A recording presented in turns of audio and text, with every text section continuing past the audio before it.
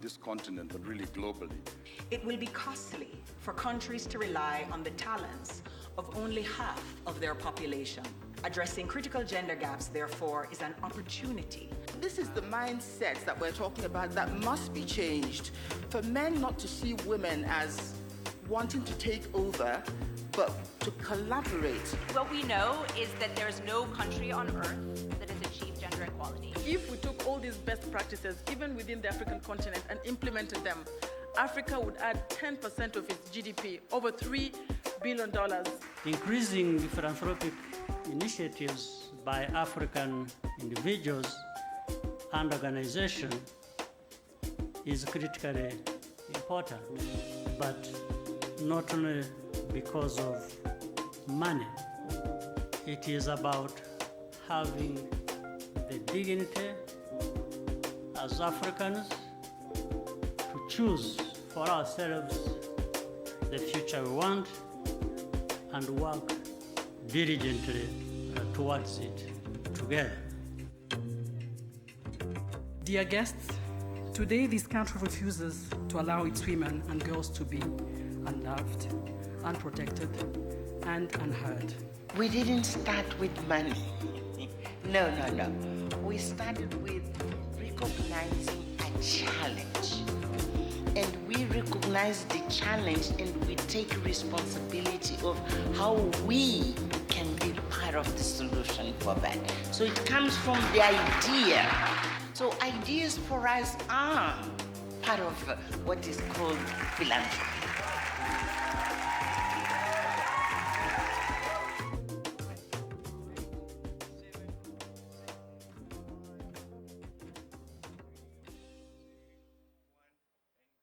Good morning, everyone. Nice to see everyone pumped and ready to go for day 2 of the 2022 APF conference. Ladies and gentlemen, to start day 2 proceedings, welcome on stage the moderator for Plenary 5. Time to loosen purse strings, generating resources for gender equality. ZJ Jala, global leader for Giving Tuesday Liberia and founder and board chair of Yes Liberia. A big round of applause, please.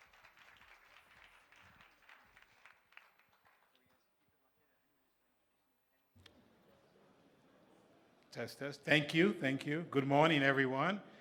I see that some of you are still walking in. Please have a few seconds to take your seats, and we will get started. Just a few seconds.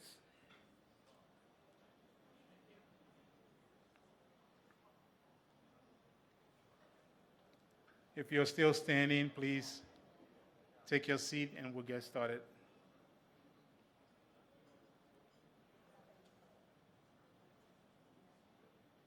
Thank you. I think we are good to get started. Please have a seat.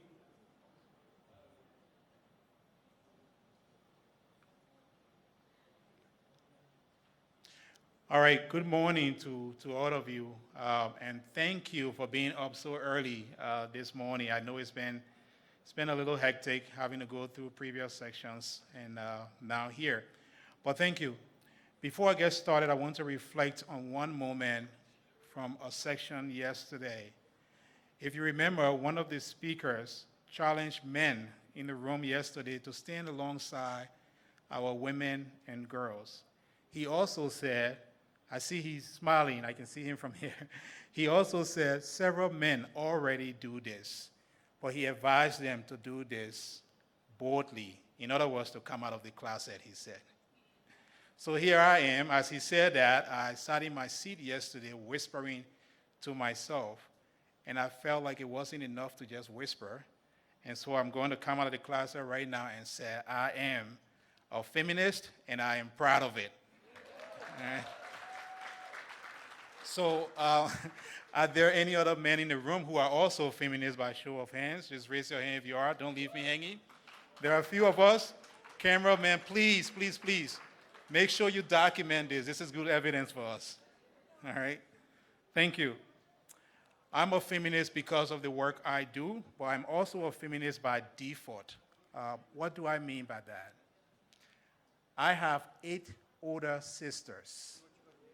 So clearly I have to be a feminist, right? The second reason is that my first name literally means rich with sisters. Okay? So what do rich people do? They protect their asset. They lobby to make sure their assets are protected. And that is exactly what I intend to do with the rest of my life. So this is my first time in Rwanda, and I'm so glad to be able to be here.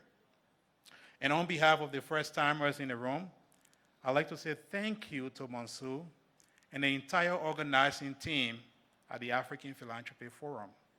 But special thanks also goes to the board members for making this possible with intentionality. I'm your moderator, ZJ Jala, from Liberia, now residing in the United States. I'm also the regional director for Giving Tuesday, Starling Collective, USA, Canada, and Caribbean region. Giving Tuesday, for those who do not know, is a movement where our global network collaborates year-round to inspire generosity around the world with a common mission to build a world where generosity becomes a part of everyday life. We call this radical generosity. It is the concept that the sufferings of others should be just as intolerable to us as our own sufferings. So I'm proud to be a part of Giving Tuesday. And so I think it's also very fitting to dedicate this session to the past, the present, and the future. In other words, to the women who came before us. To all of the women in this room, and to those beautiful African girls who will someday lead this continent in the not-so-distant future. You know, yesterday I told someone I would be moderating this section. And the person said to me, in fact, he didn't say anything. He basically, I think he rolled his eyes a little bit, but he did this. When I said I would be leading a session called Time to Open the Purse Strings, Generating Resources for Gender Equality. He just shook his head. And immediately I said to him, what, is there something you know that I don't know? Can you share? And maybe I shouldn't have said that, because he then said, one, I do not have a purse. I've never carried a purse, and I don't intend to bring one tomorrow. So, can you imagine that? But this gentleman completely ignored the second part of the topic, generating resources for gender equality. And that is exactly why this conference is so, so important to each of us. In the next few minutes, we will dive into our topic, time to loosen purse strings, generating resources for gender equality. In this section, we will examine the critical role for philanthropists in better understanding the positive impact of addressing gender equality and women's empowerment, and for development specialists in understanding opportunities for integrating a gender perspective into financing of all types. So, ladies and gentlemen, here are our amazing panelists. Ati Woku, co-CEO of African Visionary Fund. Please give her a hand.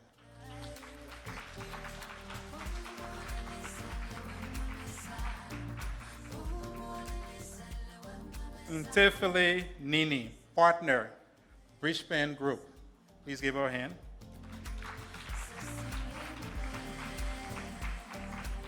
Osai Alile, CEO, ACT Foundation. Please give her a hand. And Leila Davis, Strategic Philanthropy Advisor to the Bill and Melinda Gates Foundation. Please give her a hand as well.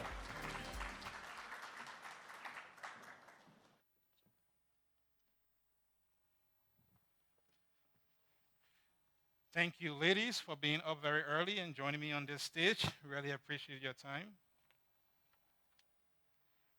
If you will, please give them a joint hand, please, before we get started.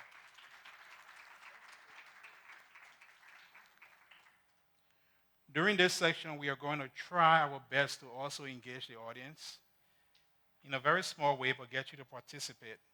We will also make sure we leave some time for questions at the end.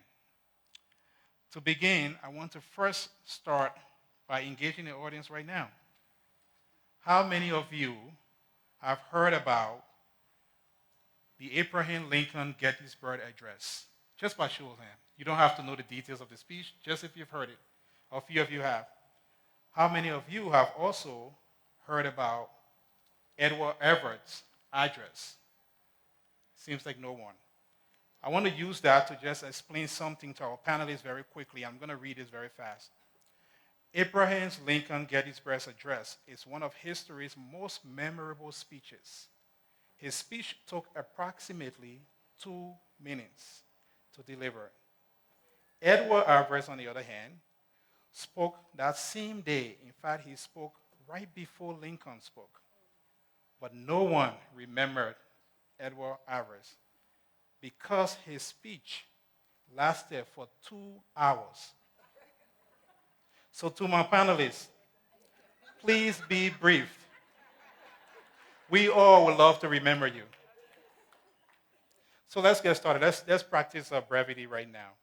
To begin, I'd like to ask my panelists, please think of one word or a phrase that kind of reminds you or just puts you in the mood of what this session means to you. And as you do that, this is your opportunity, again, to hold you accountable to being brief, formally introduce yourselves, and then answer the question with just a phrase or a word. I'm going to kick it off. For me, right now, this session means meaningfulness. And so let's just go down the line, if you don't mind. Layla, can you please introduce yourself and give us maybe one word or phrase? And this doesn't have to be serious. Let's make this fun. Well, thank you, and thanks for letting me go first on this one. I think my phrase, or the word that comes to mind immediately for me, not just for this panel, but certainly for the panel, also for the entire conference, is connection. I think that's what this is all about, getting to really connect with one another here in person, which is a great blessing, given that not so long ago we couldn't even meet in person, but also after this, hopefully. So I'm Layla Davids. I'm the Strategic Philanthropy Advisor to the Gates Foundation. My work focuses mostly on sub-Saharan Africa, and I work closely with philanthropists who fund in Africa and also philanthropists who are interested in funding to Africa. Thank you, Layla. Wonderful. Woku, I know you got this. Please introduce yourself. Let's skip you a little bit, Ati. I know you're really excited about this. I'm going to keep this just down the line. Okay. So I say you please, if you can formally introduce yourself, and I really want you to hit those points because reading your profile was just in awe. So please introduce yourself and give us a word. Putting me on high jump. I wanted to be a bit serious, but I'll just be myself. So this morning, I think I'll say jollof rice, Nigerian jollof rice. Because when we talk about sweet jollof rice, we're talking about the different ingredients that come with it. So when I look at everybody in the room, we are all different ingredients. Mm-hmm. And without the one thing, the other thing can't work. And I think we've been talking about it the whole of yesterday as well. So we all need to make the jollof rice sweet. So we need the pepper, the tomatoes, and everything else. So Ghanaians, I know you like to talk about your jollof rice, but today is about Nigerian jollof rice. So that's what I think. We all need each other. We can't do this on our own. So we're all connected together. And that's what we do at Axe Foundation Aspire Coronation Trust, the CEO of that. We work with different social enterprises, but we're trying to build them to be sustainable in the long term.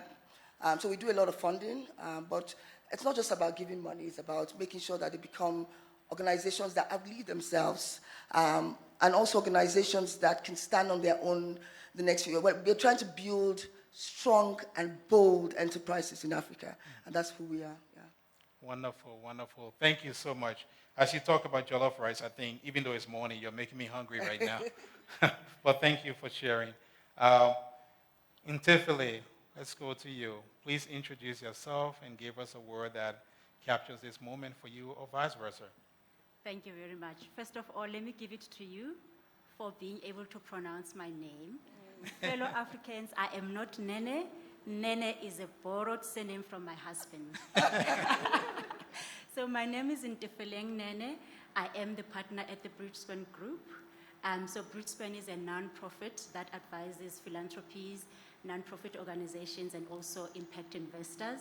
I am based in the Africa office. And from what I heard yesterday and what we are going to talk about today, I must really say that the phrase that really is standing out for me is paying what it takes. We have to encourage our philanthropists to pay what it takes. We have great organizations doing amazing work, and it's important for us to recognize that and not just give them funding for like small, tiny projects. Thank you. Awesome, awesome. Thank you. Appreciate it. Let's go to my sister at the end of the line. Ati, I am aware of your work, and I can't wait for you to introduce yourself formally as well. But please give us a word or a phrase that reminds you of this moment. Thank you so much. Sorry. My name is Ati Werku. I'm the co-CEO of the African Visionary Fund. We provide unrestricted and multi-year grants to African-led, African-founded, and African-based organizations that are serving their communities in sub-Saharan Africa. The phrase that comes to mind for me this morning is full circle. And this is because I used to run a nonprofit before I joined the African Visionary Fund. And I've been in a space where I've struggled with the same issues that the leaders that we support today are facing. And it's a full circle because I'm sitting here to talk about what philanthropy can do to change that. But I was just 2 years ago on the other side saying the same thing, but from a very different space. Thank you. Thank you, thank you, thank you so much. I think we would love to also engage the audience here. If you can, please, we've been reminded about this amazing app for this conference, and I think it's fantastic. There are information there for any and every session and for all of us as well. So if you wouldn't mind, please go into that app. You too can tell us a word or a phrase that reminds you of this moment. Do that there. There may be an incentive for that, but I won't spill the beans right now. So please do that. Thank you. Let's move on. As I said, we are going to be intentional about creating spaces and time for some questions and also maybe some follow-ups as well. So let's kick off the first question. I'm going to take this in the opposite direction here now and start at the end of the line there with my sister, Ati Werku. Ati, this is a question that I'm pretty sure you can answer for us in a way that will help not only the audience here, but even those who are watching or online. And that question is, what is the important role of philanthropies and foundations as advocates for the centrality of gender equality? Thank you again. So I think there are multiple ways that philanthropists and foundations can be advocates for the centrality of gender equality. We all know that economies are more resilient and productive and inclusive when they actively support the equitable participation of women in all aspects of life. And as philanthropists or funders or foundations, I think there are two ways that we can think about centering gender equity in the way we work or in the way we fund. The first one is looking within. How are we organized as ourselves as organizations? Because change comes from within. So do we hire women? Do we work with women? Do we look around? I heard someone saying, do you do the left and the right, and who is to your left and who's to your right? Are we creating a space within our organizations that ensure that women are mentored to get into leadership positions? Are we ensuring that women are in positions of power? Because we cannot think about changing or centering gender equity in the way we work unless we're doing that internally in the way we actually structure our organizations. Oftentimes, organizations are really not structured to be conducive to women to thrive. So that's the first thing I would say. At the African Visionary Fund, we are a women-led co-CEO team, and we have worked very hard to ensure that we're providing the opportunity for women to get into this work. The second thing is how we fund. We have to look at how we're doing the giving. Are we giving to organizations that are centering gender equity in their work? And when we think about that, it doesn't necessarily mean that we only fund organizations that work in women's and girls' rights or organizations that are only working in gender equity. It also means to organizations that are working to have gender equity within their own organization in whatever they're doing. Because unless we can center gender equity in every system, both internally and externally, then we cannot really be talking about changing the dynamic. Part of how we can do that is ensuring that we're funding women-led organizations. We're funding organizations that are working to ensure that they're bringing up people within their team, like I said earlier, similarly like how we should do internally to get into leadership positions. And a good example would be at the African Visionary Fund, we ensure that every year when we're doing our grant making, at least 50% of the organizations we fund have to be women-led. So it's not necessarily they're working on women issues, but they are led by women. So it's both about making sure that we're thinking about how women are participating in the organizations we fund, and also making sure we're funding organizations that are working in their communities to center gender equity. Thank you. Thank you so much. What I got from that is internal changes are also necessary for doing this work, and the how we fund is crucial to the work you do, and you're advising us to also make sure that other philanthropists are following your lead at the African Visionary Fund. Thank you. We're going to make this more of a conversation, so the panelists here, if any of you has asked these questions, if you want to fill in and maybe add on to any answers, please feel free to go ahead, but I'm still going to be mindful of time to make sure we leave some time over for our audience to participate. So let's go to the next question, and from this next question, please feel free to add on to your answers or your colleagues' answers. This question goes to you, Ntefele. Goal number 5 of the UN Sustainable Development. Goal number 5 of the UN Sustainable Development Goals aims for a world where every woman and girl enjoys full gender equality. What can be done to maximize both the quality and the quantity of financing for gender equality and women's empowerment?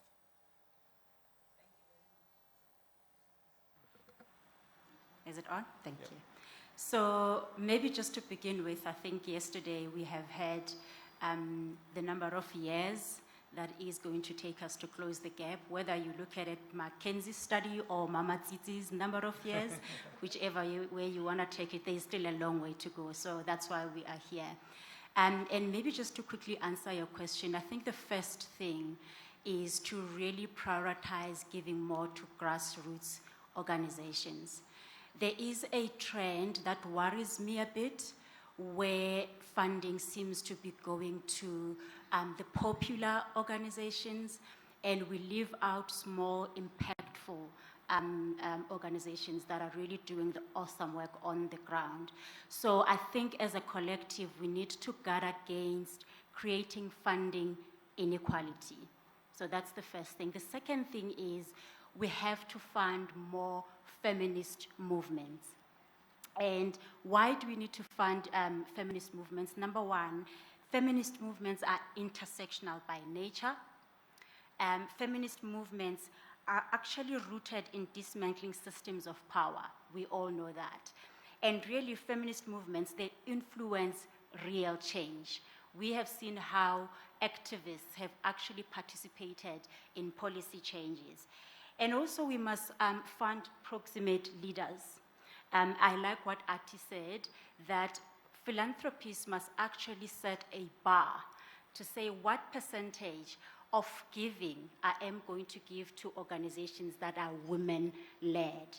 So they actually have to hold themselves accountable in doing that. And also, the other point is that gender equality work takes time. It takes time, it takes multiple years.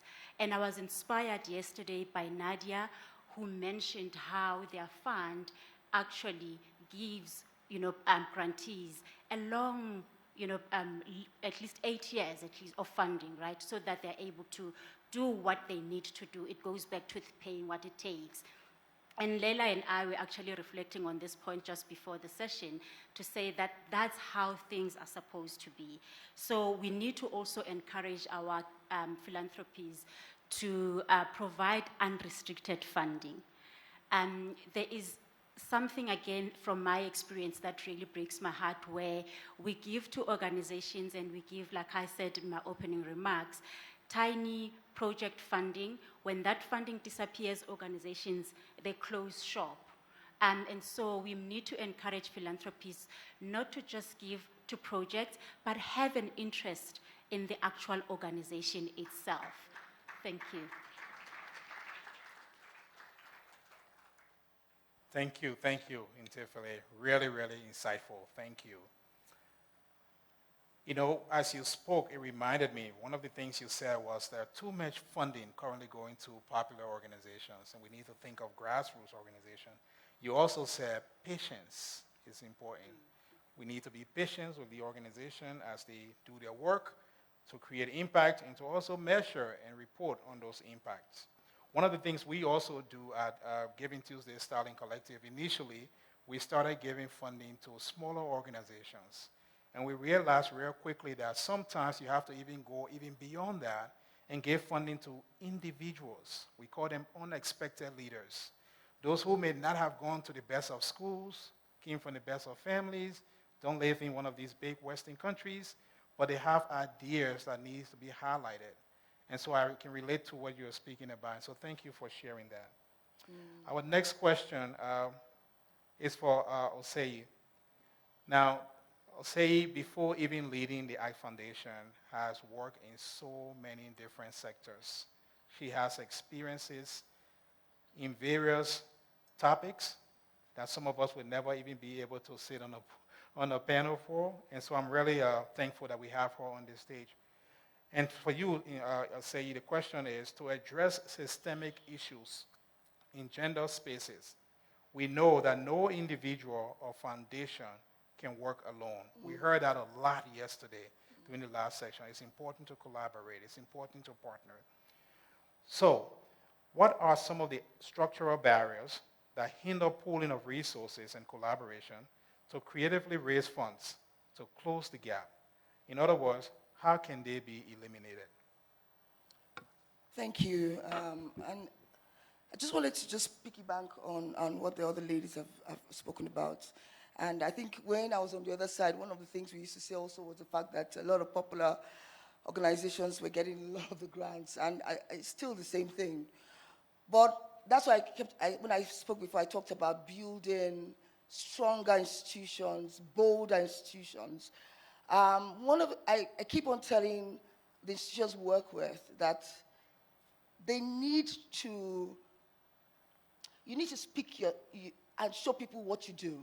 Your brand has to be out there. It's difficult for anyone to come to a country, don't know who is in Adamawa State, and they can't find you anywhere, for them to just decide in their mind with a crystal ball that you are in Adamawa State. Someone has to tell them they are there. They have to be able to see the work that you're doing.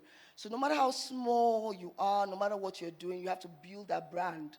And you can build it in the smallest way possible and connect with other organizations as well. And that's why collaboration is key. So you might not be getting funding from an ACT Foundation, but you're involved in what they do. We give funding to about 100 organizations right now that we're working with. But we also have almost another 500 that we work with. They haven't received any funding from us, but they want to be out there, so they are constantly in our faces, reminding us that they're there. So when something comes up and anyone comes to Nigeria, we are able to push them out there. So we just have to consciously be strategic and be out there and find different ways that works for you comfortably to do that. Then we as philanthropists, we have to understand the issues, and I think we've spoken about it in the last few hours, even yesterday.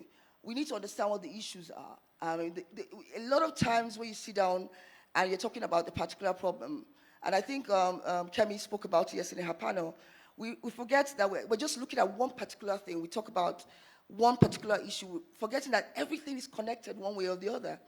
I mean, I've gone to a certain community in the north, and we went there for enterprise. We got there and realized that a lot of the young boys there have a certain illness that has never happened. We don't even know where it's coming from. And then we began to ask ourselves, are we going to walk away from this? The community is asking us to do something different from what we came from. So we have to be able to listen. We have to be able to understand what the issues are and realize that you might have to deviate sometimes from what you have decided to do in the first place. Not taking away from what your focus point is, but helping the community to also address their issues. You can't solve a problem that you think is a problem. You have to solve a problem that the community knows is their problem. So we have to open our minds to understand what the issues are first and realize that it's a multidimensional problem.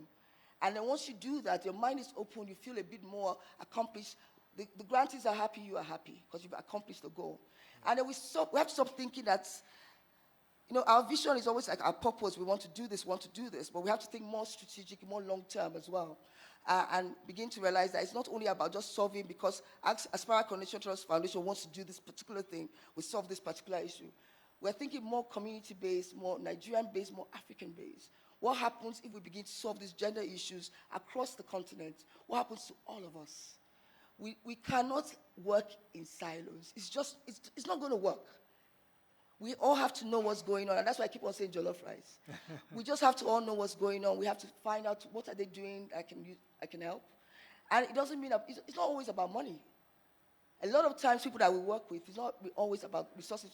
Money is good, funding is the best thing, but that's not the only thing. What else can I do? If they're coming to Nigeria now, they should be able to talk to me and ask questions, and I can be able to show them who is there without feeling, I don't feel anything about it. I want it to work. Right. The philanthropists must go from a point of view that we want this to work as a collective. Once you do that, all the guards are down, that we can achieve our goals. And of course, documentation, a lot of people are talking about documentation yesterday, and same thing in terms of branding, making sure that you're out there communicating. What are you communicating? What are people hearing? What are we listening to? And we as African philanthropists, we must remember that as we speak, people hear us. So we have to be very careful about what we talk about and what people hear from us. We have to bring out the positive about the continent. No, which continent is great? Everybody has issues. But we as Africans, we're always consciously throwing out the negative.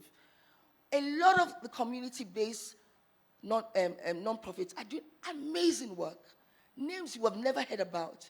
You go to the community and they've been doing the work for 30 years. Before some of us were even born, they've been doing it.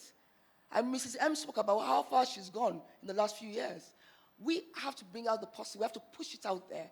And it's almost like what Debola said yesterday, changing the dynamics of how people see us as a continent.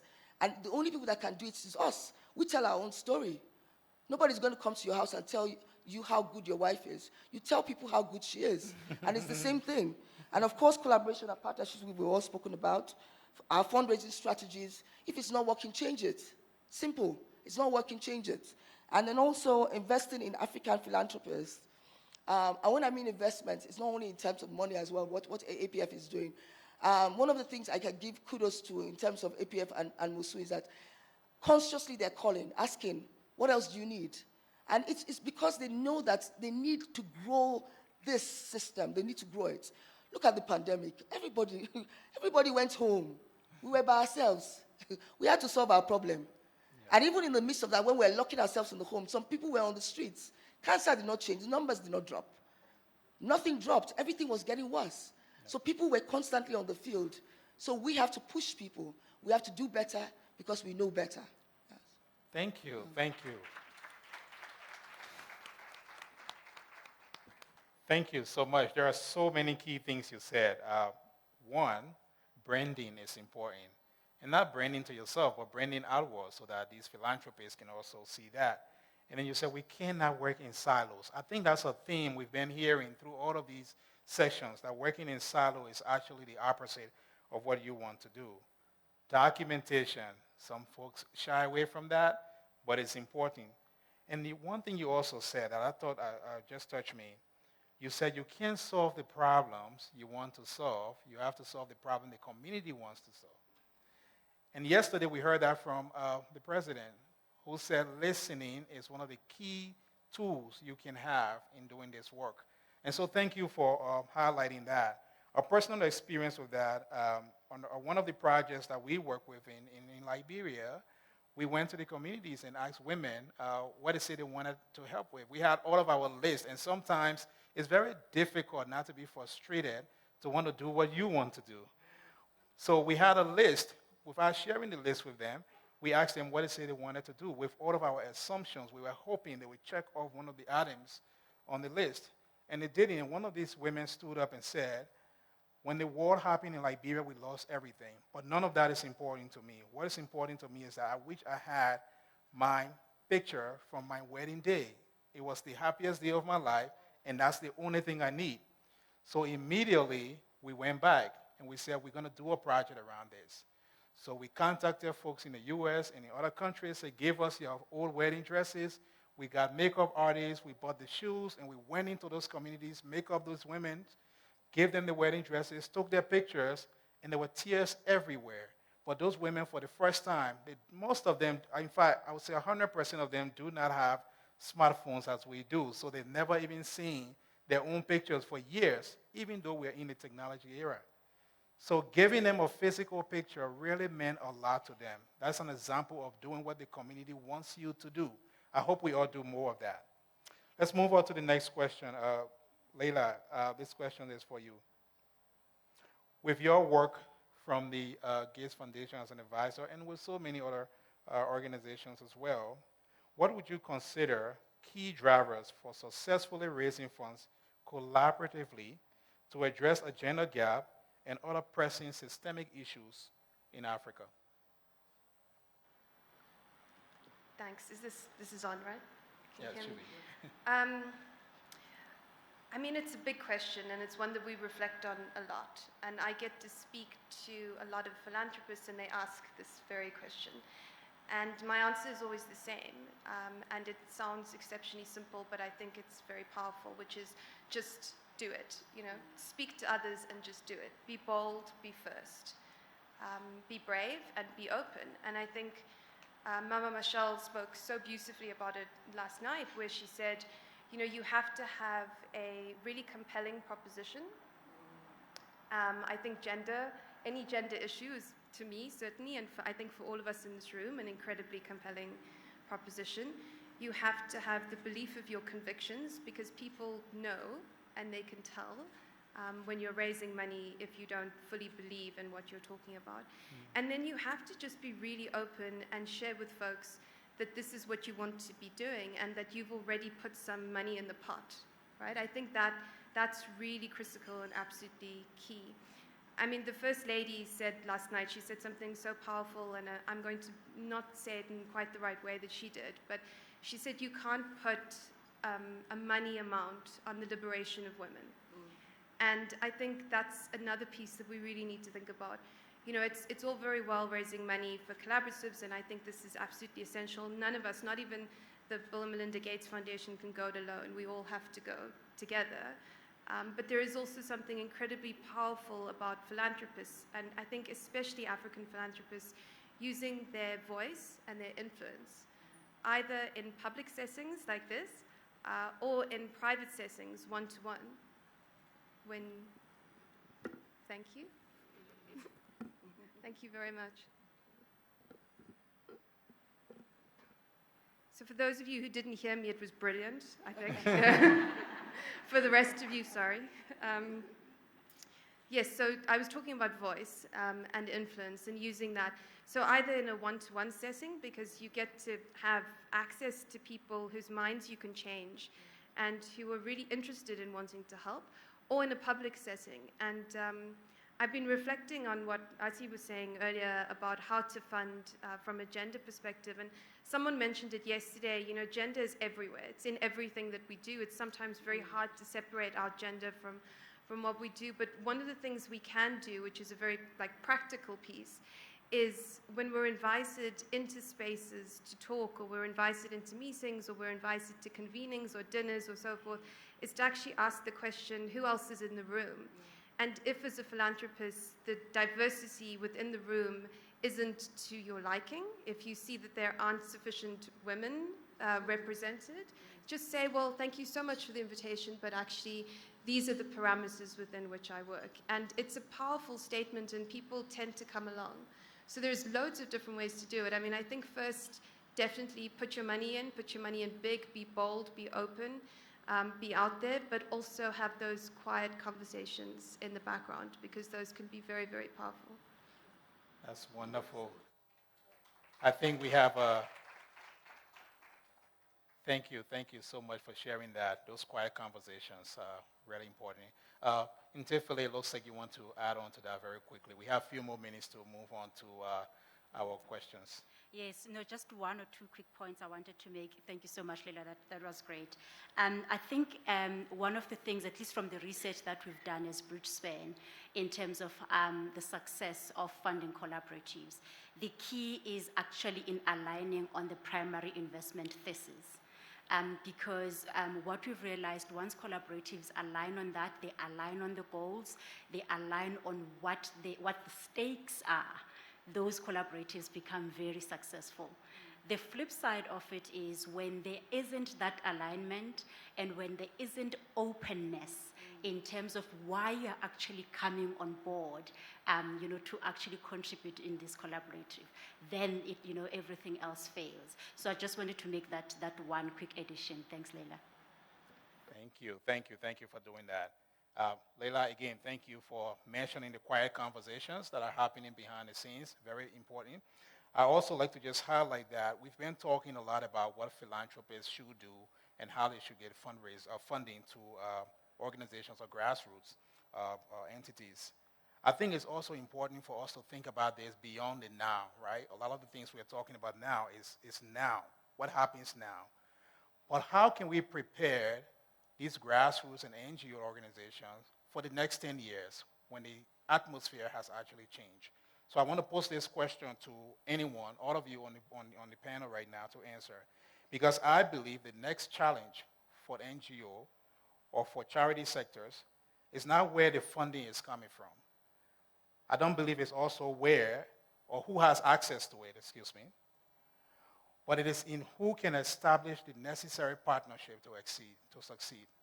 We know that this world that we live in today, physical borders are being erased because of technology. The problems happening in South Africa may be a problem in the next few years that may impact people in Ghana. The problems happening in Ukraine is also affecting people on the African continent. So these borders are not restricting our challenges or our problems anymore.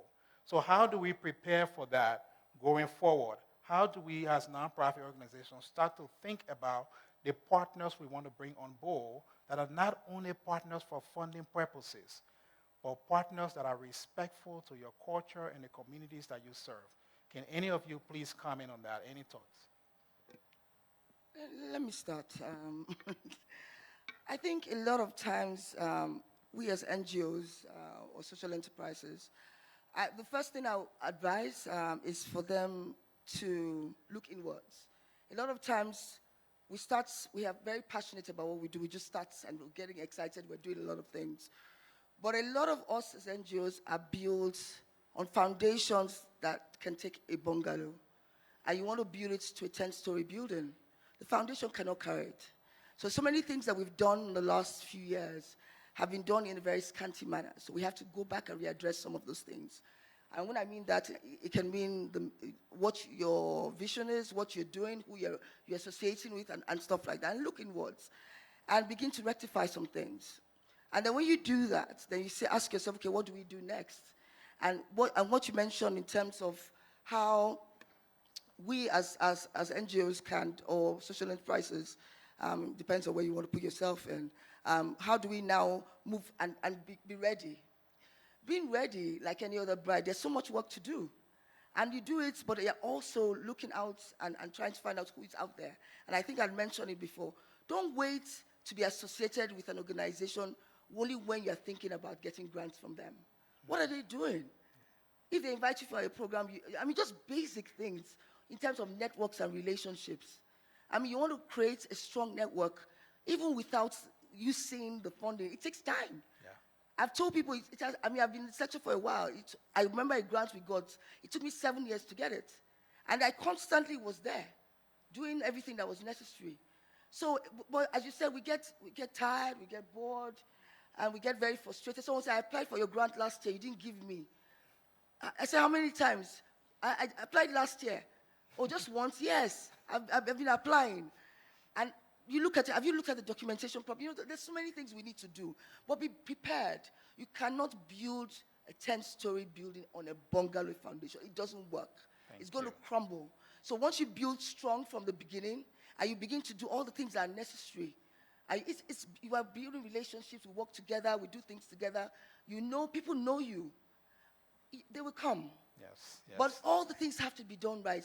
You dot all the I's, the T's. It's not always easy. And I know, even me, as I'm talking, I'm telling myself, but it's still that they will give some people that they will not give me. But it doesn't matter. You keep at it. Yes. We keep at it. You keep pushing, and you keep pushing, and you keep pushing. Thank you. And like anything else in the world, nothing is easy. It's never that simple. Yeah. Thank you. Looks like Ati wants to take a shot at this. Go ahead. Yes. So I was thinking about this a lot the last few days, but also through our work, it's something we think about a lot. The current system in philanthropy is not working. What I mean by that is particularly, it favors Western-led organizations. So Western-led.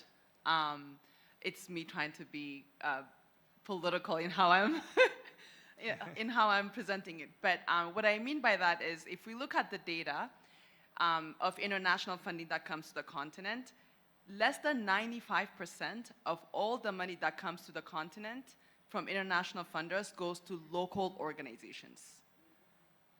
So the question is, it's not just about the people who are doing the work on the ground. As funders, as especially African philanthropists, you have the opportunity to change that.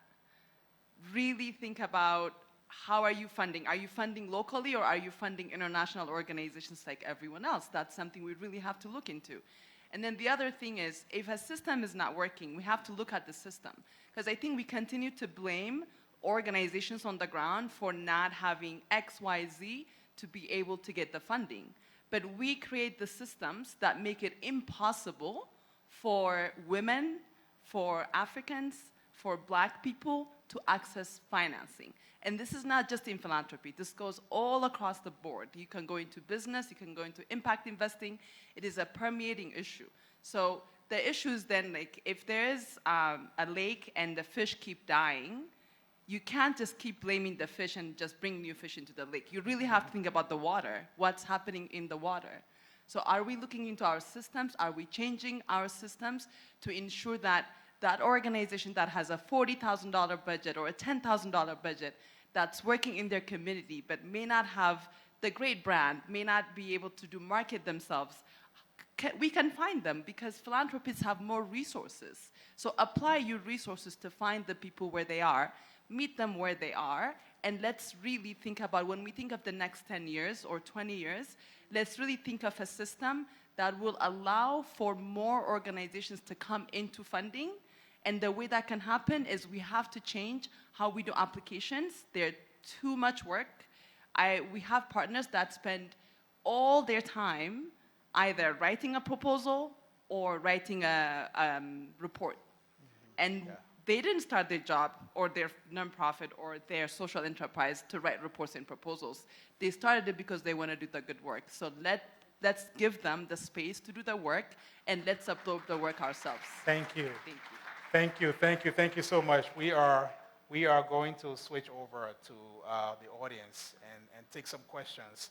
I think my panelists have a lot to say on this topic, so maybe they can incorporate some of their comments with the questions that would be asked. So if you have a question, please raise your hand, and one of these young gentlemen will probably come over real quick. There's a question there, and I see two on the left side as well. So let's take one here and then move to the left side. Your question, please, and please be brief.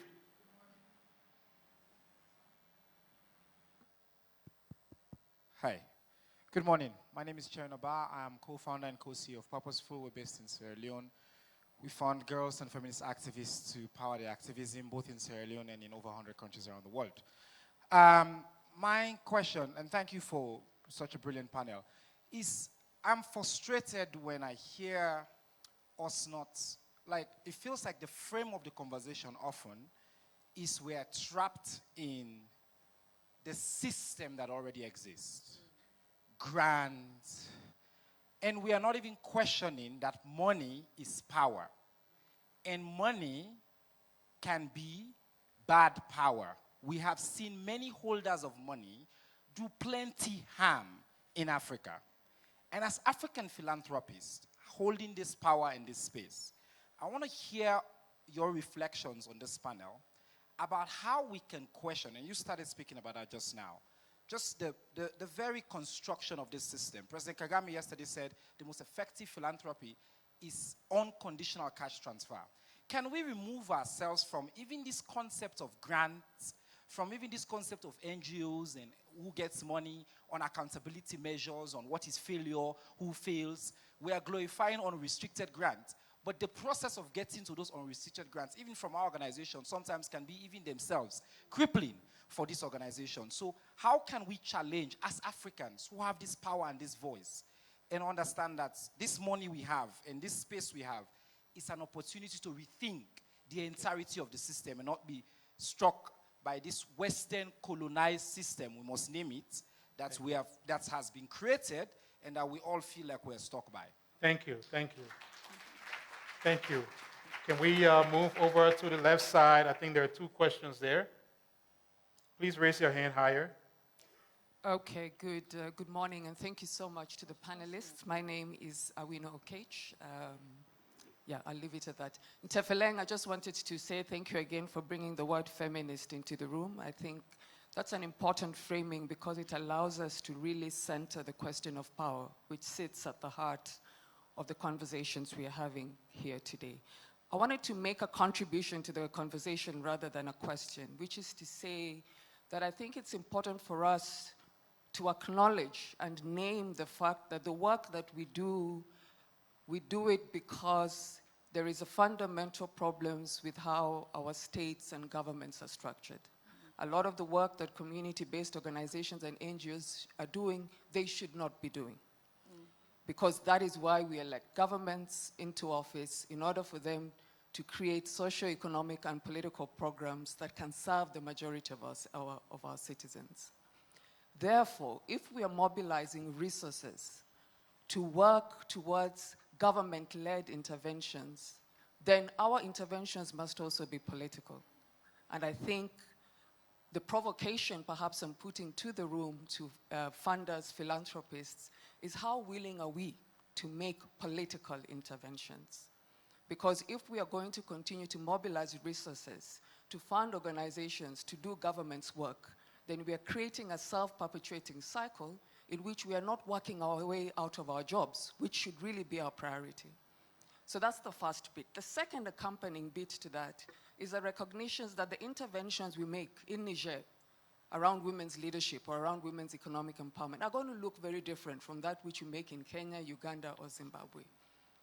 And therefore, the conversations about women's economic empowerment and gender equality cannot be had in a sort of homogeneous way, because the places where we are as countries across the continent are very, very different. And again, that is a political conversation. So we really cannot have a debate around increasing women's participation in parliament or improving policies based on the assumption that our parliamentarians and governments just don't know, right? And if we did more policy and advocacy, their goodwill will show up. We have been doing this work for a very long time. The absence of strong policies is not because of the it's not because people do not know. This is a conversation about power. Thank you. Thank you, thank you, thank you. We'll take one more question in the front here, on the left side in the front. Just very, very quickly. Please, please, please be brief, brief, brief. Be brief, please. All right, thank you so much. I'm Edwick Mrungu from the African Leadership University. I help to equip young women to realize their full potential. So my question is, we're all aware that the population of the African continent is going to double in 2015. So to the panelists, my question is, how are we being strategic in funding young people's projects, especially because we know that, so that they can be ready for the future? Are we really taking into consideration some of those projects that they have to empower young women? So I think that's basically that. Thank you, thank you. I think that is the last question. We don't have too much time, but please, can you guys please respond to these questions? I get the feeling that sometimes the comments, the questions that we receive as panelists, it's very, very important that we answer those questions directly, right? We are not politicians on this stage.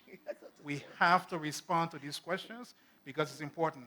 I'm mentioning this because yesterday I went around just asking people who asked questions at previous sessions. And I get a sense that people did not feel like their questions were being answered. So the young man there from Sierra Leone had a very valid point.